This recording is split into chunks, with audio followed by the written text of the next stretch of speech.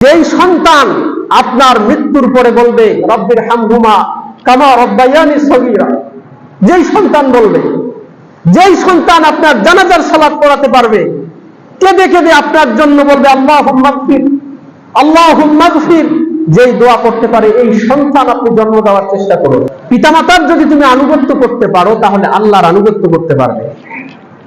পিতামাতার আনুগত্য করলে আল্লাহ পাক রব্বুল আলামিনকে পাবে। ওয়া মাসিয়াতুল্লাহি ফি মাসিয়াতিল ওয়ালিদ, পিতামাতার অবাধ্য যদি তুমি হও তাহলে তুমি আল্লাহর অবাধ্য।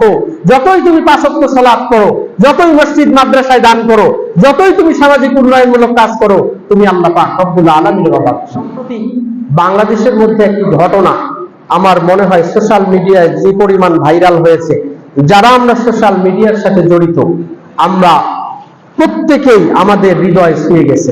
সেটি হচ্ছে যে একজন মা অসুস্থ অবস্থায় মরে পড়ে আছে, সেই 3-4 দিন অথবা সপ্তাহখানেক আগে মারা গেছে। যেই মায়ের শরীরের মধ্যে পোকা ধরেছে, সেই মাকে দেখভাল করার মতো কোনো মানুষ নেই, মরে পড়ে আছে, তার সন্তানরা তার খোঁজ খবর নেই। আপনারা আশ্চর্য হয়ে যাবেন তার সন্তানদের যে বৈশিষ্ট্য এবং শিক্ষাগত যোগ্যতা। প্রথম ছেলে ডক্টর আনিসুর রহমান, একজন প্রভাবশালী আমলা, মংলা বন্দরে কর্মরত একজন সরকারি কর্মচারী, যুগ্ম সচিব, বুয়েট থেকে গ্রাজুয়েট কমপ্লিট করেছে সিভিল ইঞ্জিনিয়ারিং এ, দক্ষিণ কোরিয়া থেকে পিএইচডি লাভ করেছে। এরকম একজন ডিগ্রিধারী ওই মায়ের সন্তান, নাম হচ্ছে আনিসুর রহমান। দ্বিতীয় যেই ছেলে ডক্টর আশিক, বুয়েট কম্পিউটার বিজ্ঞানের অধ্যাপক, যিনি কানাডা থেকে পিএইচডি ডিগ্রি অর্জন করেছেন। তৃতীয় ছেলে উচ্চশিক্ষিত, কানাডা প্রবাসী।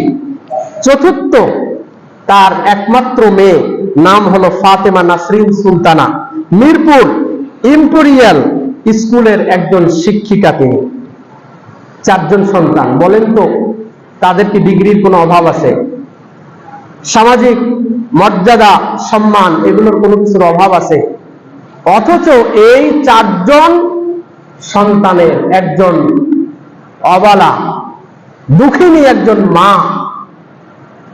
মরে পড়ে আছে, সেই লাশটাকে সরানোর মতো মানুষ সঠিক সময় নেই। যেই ঘরে অবস্থান করেছিল কর্তব্যরত চিকিৎসক, সর্বপ্রথম যেই নার্স সেখানে ঢুকেছে, সেই নার্স বলেছে যে কয়েক বছর থেকে মনে হয় যে ওই ঘরে কোনো ব্যক্তি প্রবেশ করেনি। পরিষ্কার পরিচ্ছন্নতার এতটাই অভাব ছিল এই মা।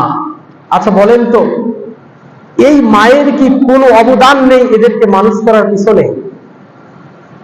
এদেরকে মানুষ কেন বলছি, দুঃখিত, এরা তো মানুষ হয়নি। এদের এই দুনিয়াবি সার্টিফিকেট থাকতে পারে, ডিগ্রি থাকতে পারে, কিন্তু সেই মা, সেই বাবা তাদেরকে মানুষ করতে পারেনি প্রকৃত করতে। প্রিয় উপস্থিতি, আপনাদেরকে স্মরণ করাই দিতে চাই,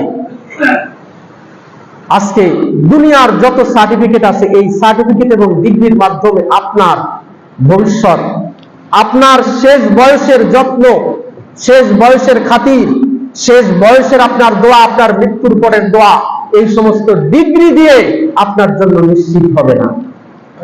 তাই আপনাদেরকে সাবধান করছি, কমপক্ষে এমন সন্তান তৈরি করুন যেই সন্তান কমপক্ষে সালাত আদায় করবে, যেই সন্তান আপনার মৃত্যুর পরে বলবে রব্বির হামহুমা কামা রব্বায়ানি সগীরা, যেই সন্তান বলবে, যেই সন্তান আপনার জানাজার সালাত পড়াতে পারবে, কেঁদে কেঁদে আপনার জন্য বলবে আল্লাহুম্মা গফির আল্লাহুম্মা গফির, যেই দোয়া করতে পারে, এই সন্তান আপনি জন্ম দেওয়ার চেষ্টা করুন। শুধু সন্তান জন্ম দিলেই পিতা হওয়া যায় না, শুধু সন্তান জন্ম দিলেই মাতা হওয়া যায় না। প্রিয় উপস্থিতি, আজকে যেই সমাজে আমরা বসবাস করতেছি, এই সমাজের পরিবেশ পরিস্থিতি আজকে এরকম। আল্লাহ ক্ষমা করুন, না জানি আমাদেরও ভাগ্যে এরকম সমাজ ব্যবস্থা, এরকম সন্তান যাতে আল্লাহ পাক রব্বুল আলামিন না দেন, সেই দোয়া আমরা আল্লাহ পাক রব্বুল আলামিনের কাছে করছি। হে আল্লাহ, আপনি আমাদের সন্তানদেরকে আপনি ইসলামের জন্য কবুল করুন, আমাদেরকে এমন সন্তান দান করুন যারা মৃত্যুর পরে আমাদের জন্য দোয়া করবে রব্বির হামহুমা কামা রব্বায়ানি সগীরা। প্রিয় উপস্থিতি, আল্লাহ রাসূল সাল্লাল্লাহু আলাইহি ওয়াসাল্লাম বললেন, তাআতুল্লাহি ফি তাআতিল ওয়ালিদ, আল্লাহর আনুগত্য তুমি করতে চাও, পিতামাতার আনুগত্য ছাড়া হবে না। পিতামাতার যদি তুমি আনুগত্য করতে পারো তাহলে আল্লাহর আনুগত্য করতে পারবে। পিতামাতার আনুগত্য করলে আল্লাহ পাক রব্বুল আলামিনকে পাবে।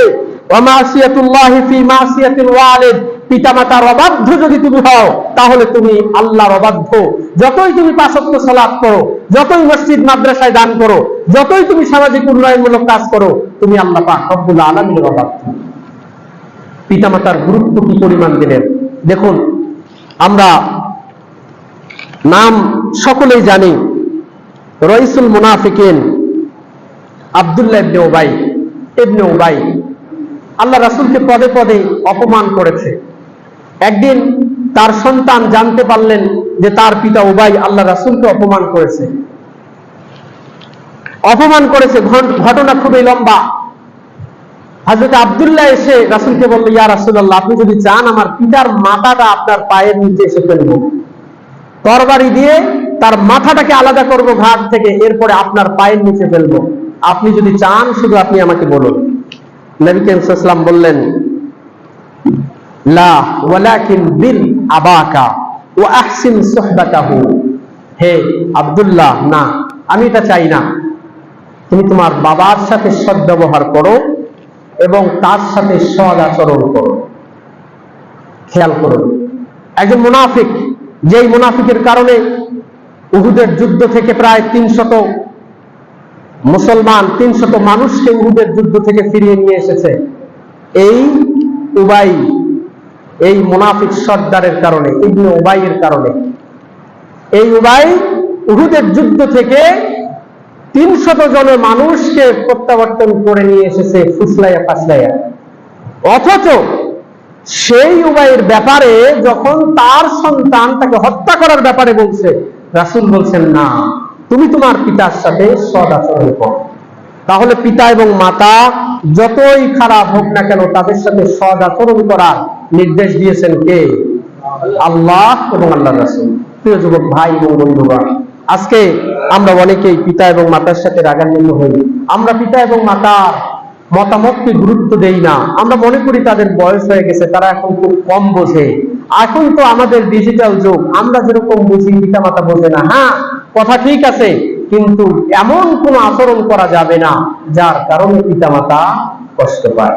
আল্লাহ আমাদের সকলকেই বোঝার তৌফিক দান করুন, আল্লাহুম্মা আমিন। প্রিয় উপস্থিতি, 8 নম্বর যে দরজা, সেটি হচ্ছে বাবুত তাওবা, তওবা নামক দরজা। এই তওবা নামক দরজা খোলা আছে। এই দরজা বন্ধ হবে সেদিন, যেদিন পূর্ব দিক থেকে সূর্য ওঠার বিপরীতে পশ্চিম দিক থেকে সূর্য উঠবে। সেই দিন এই বাবুত তাওবা, তওবা নামক দরজা সেদিন বন্ধ হয়ে যাবে। সুতরাং যারা বেশি বেশি তওবা করবে, কিয়ামতের ময়দানে এই মানুষগুলোকে বাবুত তাওবা, তওবা নামক দরজা দিয়ে তাদেরকে প্রবেশ করানো হবে। আল্লাহ পাক রব্বুল আলামিন বলেছেন, ইয়া আইয়ুহাল্লাযীনা আমানু তুবু ইলাল্লাহি তাওবাতান নাসুহা, হে ঈমানদার সম্প্রদায়, তোমরা আল্লাহ পাক রব্বুল আলামিনের জন্য খাঁটি তওবা করো, মন থেকে তওবা করো। আল্লাহ পাক রব্বুল আলামিন আমাদের সকলকেই খাঁটি তওবা করার তৌফিক দান করুন, আল্লাহুম্মা আমিন।